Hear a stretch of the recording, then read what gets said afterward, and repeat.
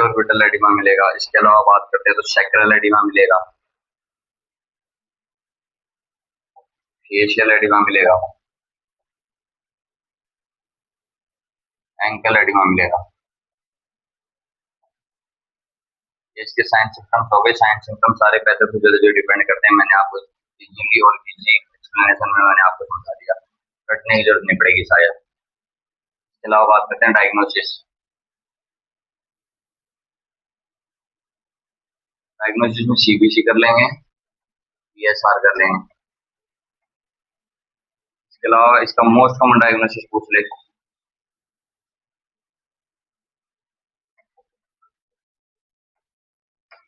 Most common diagnosis पूछे तो आपको बताना है एएसओ टाइटर। ये जो मैं बता रहा हूँ ये कोई फिल्टर लगाने के लिए नहीं है कि अर्लीस्ट क्लासिकल फाइंडिंग, सारी चीजें ये मोस्ट कॉमन है, मतलब मोस्ट कॉमन ही है एएसओ टाइटर। एएसओ टाइटर क्यों? क्योंकि इसका मोस्ट कॉमन कोज ही ग्लोमेरुलनेफ्राइटिस का होता है, group A beta haemolytic streptococci. तो अपन ब्लड कल्चर के अंदर एएसओ टाइटर देखते हैं।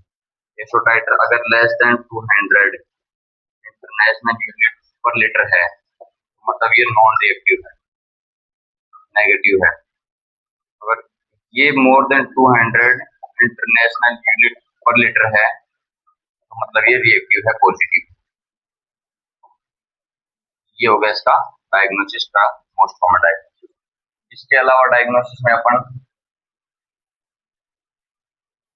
इसमें केएफटी कर सकते हैं, RFT, KFT RFT renal function test.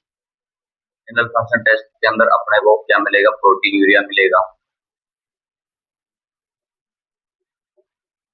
Protein urea वगैरह मिलेगा रिनल फंक्शन टेस्ट। इसके अलावा बात करते हैं अपन इसका डायग्नोसिस में एक स्पुटम कल्चर करते हैं। अब आप बोलोगे सर ये किडनी की है, ग्लोमेरुलनेफ्राइटिस स्पुटम कल्चर करने की कहाँ जरूरत है? मैंने आपको बताया था क्या इसके अंदर प्रीवियस हिस्ट्री मिलेगी, यूआरटीआई अपर रेस्पिरेटरी ट्रैक्ट इन्फेक्शन, वो भी ग्रुप ए बीटा हेमोलाइटिस हो पाएगी। स्पुटम कल्चर करते हैं कि वहाँ पे 2 to 3 वीक्स पहले कोल्ड वगैरह, तो मैंने बताया था कि हिस्ट्री में कोल्ड फीवर वगैरह मिलेगा, उसको डिटेक्ट करने के लिए स्पुटम कल्चर वगैरह करते हैं मोस्ट कॉमन, वो भी याद रखना। ये हो गया इसका डायग्नोसिस। बात करते हैं इसके मैनेजमेंट की।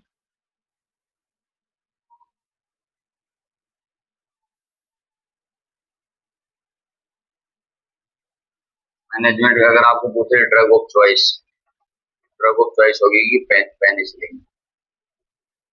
पेनिसिलिन की 2 प्रकार की होती है, एक होती है बेंजाथाइल पेनिसिलिन,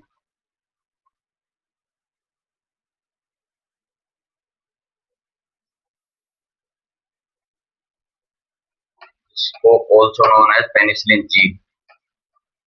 एक होती है procaine penicillin.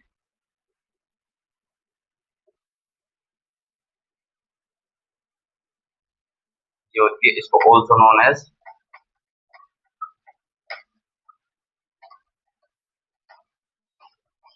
Penicillin G. First priority drug of choice यही होती है। अगर पेनिसिलिन इसकी ड्रग ऑफ चॉइस होती है, अगर ऑप्शन में ये दोनों दे तो फर्स्ट प्रायोरिटी में penicillin G.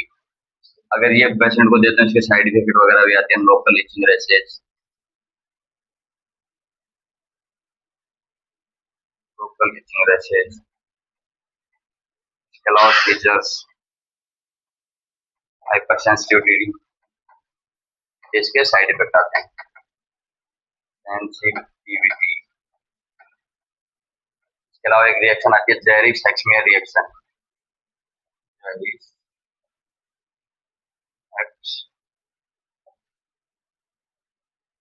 जेरिक Herxheimer reaction penicillin के साइड इफेक्ट।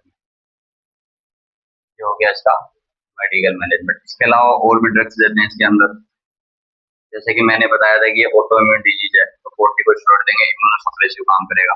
इम्यूनोमोडुलेटर वगैरह दे देंगे, एल्बुमिन का इन्फ्यूजन दे देंगे क्योंकि एल्बुमिन फिल्टर होगी, जिसके अंदर एक कोर्टिकोस्टेरॉइड दे देंगे। कोर्टिकोस्टेरॉइड क्योंकि ये इम्यूनोसप्रेसिव काम करेगा, ये ऑटो इम्यून डिजीज है। इसके अलावा इम्यूनोमोडुलेटर दे देंगे।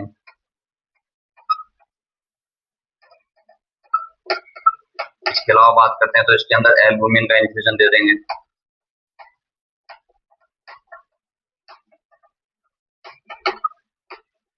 ml पर kg पर मिनट के हिसाब से। इसके अलावा मेडिसिन की बात करते हैं, कॉर्टिकोस्टेरॉइड हो गया, इम्यूनोमोडुलेटर हो गया, एल्बुमिन का इन्फ्यूजन हो गया। इसके अलावा बात करते हैं एडिमा को ट्रीट करने के लिए अपन उसमें फ्यूरोसेमाइड दे देंगे, probiotics, furosemide, सुपराइनिक acid,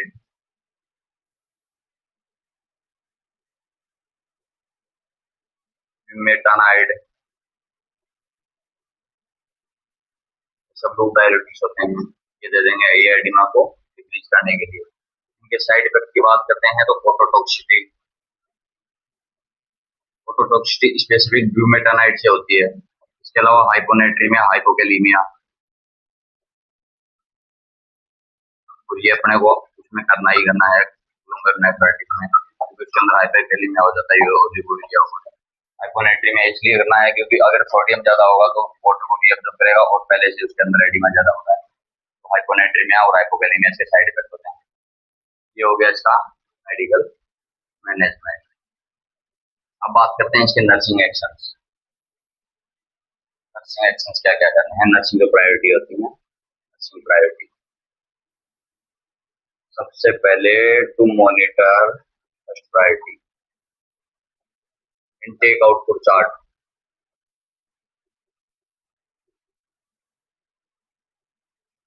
every 6 to 8 hourly, first priority ये जाएगा।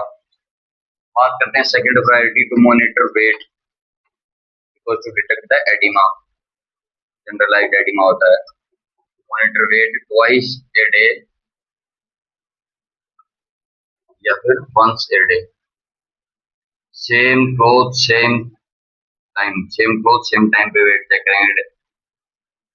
इसके अलावा थर्ड प्रायोरिटी की बात करते हैं तो monitor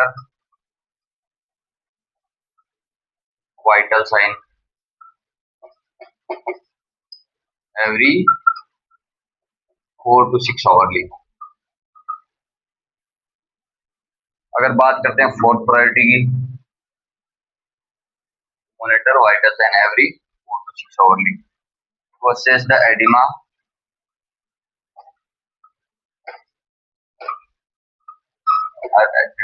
care provide related to edema. ये हो गया इसके नर्सिंग एक्शंस अपने। To monitor the intake output are every 6 to 8 hourly, to monitor the rate twice a day or once a day, to monitor vital signs every 4 to 6 hourly, to assess the edema and provide the care related to edema। ये चीज इसकी nursing action होगी। इसके अलावा बात करते हैं nursing action की। अवॉइड करेंगे, एडवाइस करेंगे गार्जियन को भी अवॉइड करेंगे crowded area patient, because immuno suppressive उसके चल रही है, ऑटो इम्यून डिजीज उसके है, उसका इम्यून कॉम्प्रोमाइज है, तो इजीली इन्फेक्शन हो सकते हैं। Avoid crowded area, prevent communicable disease, prevent communicable disease. दूसरी बात, इसके अलावा अगर पेशेंट ग्लोमेरुलोनेफ्राइटिस का है, उसको एक्सेसिव थर्स्ट है, तो उसको वाटर नहीं देंगे, उसका रीजन है फ्लूइड नहीं देंगे, उसका रीजन है उसके अंदर पहले से हाइपरवोलेमिया हो रहा है, तो उसको दे देंगे हार्ड कैंडी। अगर ग्लोमेरुलोनेफ्राइटिस का पेशेंट है, उसको एक्सेसिव थर्स्ट है, तो उसको फ्लूइड नहीं देंगे, बिकॉज उसके अंदर ऑलरेडी हाइपरवोलेमिया है। हार्ड कैंडी दे देंगे या फिर उसको दे देंगे आइस चिप्स। मिला के देसी भाषा में उसके होठ को गिले करना है, सिर्फ उसको ऐसे लगना नहीं चाहिए कि मेरे माउथ ड्राइनेस हो रहा है, इसलिए हार्ड कैंडी है ना आइस चिप्स दे देंगे। इसके अलावा बात करते हैं, ये हो गया नर्सिंग एक्शन। अब बात करते हैं डाइट की। ग्लोमेरुलोनेफ्राइटिस वाले पेशेंट को डाइट क्या देंगे, most most most important question आता ही आता है। लो टू मॉडरेट प्रोटीन डाइट है, इसके अंदर लो टू मॉडरेट प्रोटीन डाइट देंगे। इसका रीजन है सर, आप बोलोगे इसके अंदर एल्बुमिन फील्ड पहले से डिक्रीज हो रहा है, एल्बुमिन पास आउट हो रहा है, उसके बाद लो टू मॉडरेट प्रोटीन डाइट इसलिए देंगे क्योंकि इसके अंदर ओलिगोयूरिया हो रहा है, एजोटीमिया हो रहा है, नाइट्रोजनस वेस्ट वैसे पास आउट नहीं हो रहे। प्रोटीन देंगे, प्रोटीन का मेटाबॉलिज्म होगा, नाइट्रोजनस वेस्ट बनेगी, एक्सेसिव एजोटीमिया होगा तो कंफ्यूजन वगैरह हो सकता है। मतलब ब्रेन पे इफेक्ट कर सकता है, इसलिए इसमें क्या देंगे, लो टू मॉडरेट प्रोटीन डाइट। अगर पूछे 0.8 ग्राम पर केजी पर डे, स्पेसिफिक पूछे तो। इसके अलावा देंगे, रेस्ट्रिक्ट करेंगे सोडियम या पोटेशियम, दोनों को रेस्ट्रिक्ट करेंगे। उसका रीजन है कि ओलिगोयूरिया पहले से हाइपरकैलेमिया होगा बॉडी के अंदर, तो इसलिए पोटेशियम को रेस्ट्रिक्ट करेंगे। सोडियम को रेस्ट्रिक्ट इसलिए करेंगे कि सोडियम देंगे तो सोडियम के साथ वाटर का रीएडजस्टमेंट होगा, वाटर का रीएडजस्टमेंट होगा तो बॉडी के अंदर फ्लूइड का लेवल बढ़ेगा, ऑलरेडी फ्लूइड का लेवल इंक्रीज है, इसलिए रेस्ट्रिक्ट करेंगे। इसके अलावा बात करते हैं तो हाई लो फ्लूइड डाइट, लो फ्लूइड देंगे उसको, क्योंकि पहले से फ्लूइड का लेवल बहुत ज्यादा है बॉडी में। इसके अलावा बात करते हैं next action, high calorie diet देंगे उसको, हाई कैलोरी डाइट। ये हो गया इसके नर्सिंग एक्शन। डाइट से क्वेश्चन पूछता है डायरेक्टली, आप मोस्टली एनक्लेक्स सॉल्व करोगे तो डायरेक्टली क्वेश्चन में मिलेंगे आपको। लो टू मॉडरेट 0.8 ग्राम पर केजी पर डे, इसका रीजन मैंने बता दिया। रेस्ट्रिक्ट सोडियम एंड पोटेशियम, इसका रीजन मैंने बता दिया। लो फ्लूइड डाइट का रीजन मैंने बता दिया। हाई कैलोरी डाइट बता दी मैंने आपको, ये चीजें जाएंगे। इसके अलावा बात करते हैं इसके कॉम्प्लिकेशन आते हैं ग्लोमेरुलोनेफ्राइटिस के कुछ, जैसे नेफ्रोटिक सिंड्रोम भी हो सकता है इसकी वजह से आगे सीआरटी में जाके। इसके अलावा इसमें कार्डियक टेम्पोनेट हो सकता है, पल्मोनरी एडिमा हो सकता है, विनर फेलियर हो सकता है, ये चीजें सारी कॉम्प्लिकेशन में मिलेंगे। दोस्तों ये डिजीज आपको अच्छी तरीके से समझ में आई होगी। अगर इसमें आपको कंफ्यूजन रहता है तो आप मेरे पास कमेंट कर सकते हैं।